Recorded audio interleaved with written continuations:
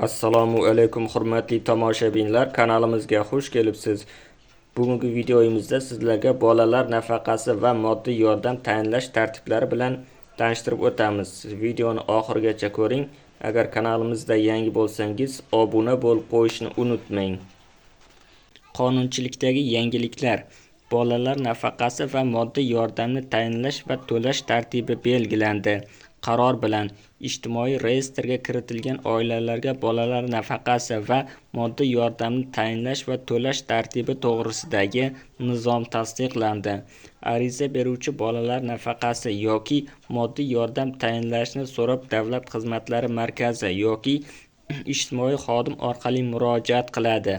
Shuningdek, YMIH AT, YIDHP yoki ijtimoiy karta mobil ilovasi orqali mustaqil ravishda ham ariza berish mumkin.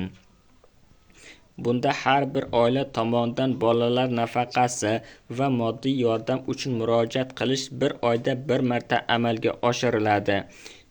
Oyning 16-sanasiga qadar taqdim etilgan arizalar murojaat qilingan oyda 16-sanada va undan keyin taqdim etilgan murojaatlar keyingi oyda ko'rib chiqiladi.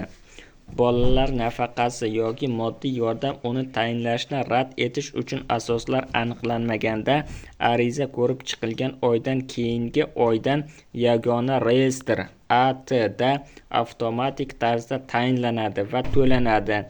Nafaqa va moddiy yordam davlat ta'minotidagi oila va kambag'al oila toifasidagi oilalarga ular mazkur toifadan chiqquniga qadar, kambag'allik chegarasidagi oila toifasidagi oilalarga ular mazkur toifaga o'tkazilgan, kiritilgan oydan keyingi 6 oy uchun tayinlanadi.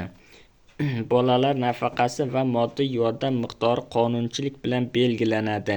Bunda davlat ta'minotidagi oila yoki kambag'al oila toifasidan chiqarilgan holda kambag'allik chegarasidagi oila toifasiga o'tkazilgan oilaga qo'shimcha ariza talab etmagan holda oila a'zolarining har biriga to'g'ri keladigan o'rtacha oylik daromadi minimal iste'mol xarajatlarining 1 baravaridan 1,25 baravarigacha bo'lganda qonunchilikda belgilangan bolalar nafaqasi yoki moddiy yordam miqdorining 75% miqdorida 1,25 baravaridan 1,5 baravarigacha bo'lganda qonunchilikda belgilangan bolalar nafaqasi yoki moddiy yordam miqdorining 50% miqdorida tayinlanadi va to'lanadi.